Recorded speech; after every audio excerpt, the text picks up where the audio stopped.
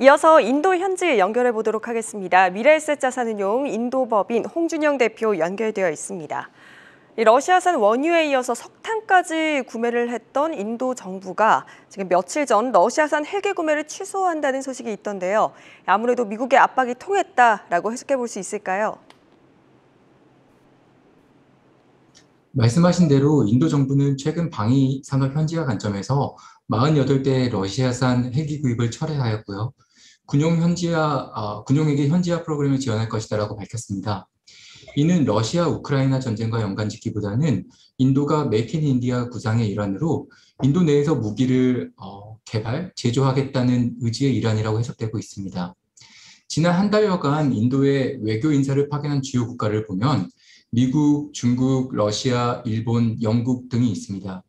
러시아 우크라이나 전쟁 국면에 있어 인도의 각기 자신들의 요구를 관철시키기 위한 노력의 일환이었는데요.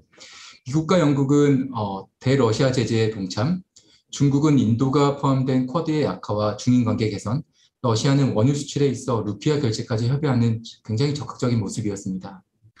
인도는 전통적으로 국제 분쟁에 있어서 중립을 유지해온 국가입니다.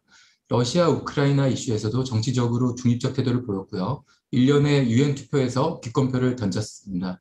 그러면서도 인도의 모디 총리는 푸틴 대통령과 전투 중단을 얘기하고 젤렌스키 대통령에게는 평화 협상의 재개를 말했었습니다. 또한 인도 정부는 러시아산 원유를 할인된 가격에 수입하고요. 벨라루스산 비료를 덤핑으로 가져오는 등 경제적으로든 굉장한 실리를 취하고 있습니다.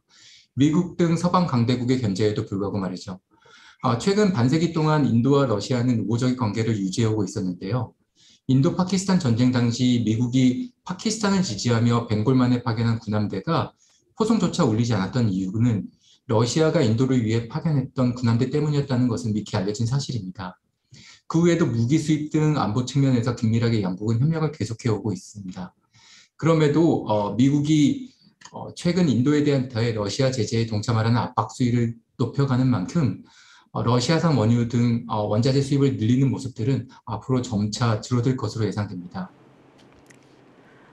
그리고 아시아 최대 부호 아다니 회장의 개인 자산이 1,000억 달러, 우리 돈으로 무려 약 121조 6천억 원이 넘겼다고 하던데 이렇게 어려운 시국 속에서도 자산이 불릴 수 있었던 배경 어떻게 설명해 볼 수 있을까요?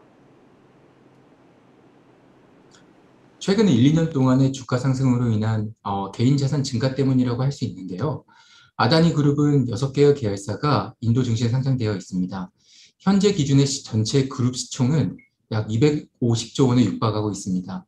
대주주인 아다니의 지분율이 약 50% 수준이니까 평가의 기준으로는 약 120조 원으로 평가되고 있습니다. 아다니 그룹은 2021년 가장 빠르게 성장한 인도 기업입니다. 미드캡 세그먼트에서 불과 1년 만에 라지캡 세그먼트로 성장하였고요. 주요 사업은 항만 에너지 사업에 집중되어 있고 지난 2년간 인도 정부의 인프라 개발 사업에 주요 수혜를 입었던 것으로 평가받고 있습니다. 현재의 주가는 아다니 그룹의 주요 사업들이 정부 정책의 수혜를 받았다는 점, 그리고 향후 성장성에 대한 기대감이 반영되었다고 할 수 있는데요. 지난 2년간 아다니 그룹은 신재생에너지 사업, 그리고 항만 및 공항 운영 사업 개발에 약 8조 원을 투자하였으며 2025년부터 본격적인 수익 성장이 이루어질 것으로 평가되고 있습니다. 실질적인 영업이익 성장이 없었기 때문에 기관 투자자의 지분은 굉장히 낮고요. 대주주의 지분이 높은 지분 구조를 가지고 있습니다.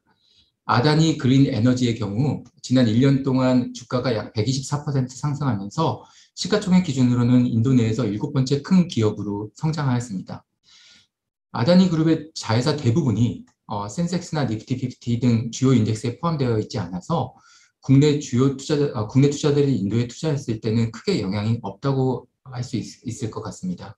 최근 인도의 주식시장은 경기 회복과 성장에 대한 기대감이 반영되면서 성장세를 지속하는 모습입니다. 글로벌 불안정성과 원자재 가격 상승으로 최근 주가는 고점 대비 약 4에서 5% 조정받는 모습이지만 수출량이 증가하고 고용이 호조를 보이는 모습에서 인도의 성장 모멘텀은 견고하다고 할 수 있겠습니다. 하지만 3월 인도 소비자 물가지수가 6.9%로 발표되면서 인플레이션 우려가 커지고요.